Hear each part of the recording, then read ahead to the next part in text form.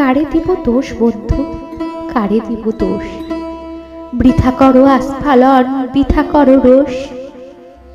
যারা শুধু মরে কিন্তু নাহি দেয় প্রাণ, কেহ কবু তাহাদের করেনি সম্মান। যত কাগজে কাটি, যত দিই কালি, কালা মুখে পড়ে তত কলঙ্কের কালি। যে তোমারে অপমান করে অহর্নিশ, তারই কাছে তারই পড়ে তোমার নালিশ।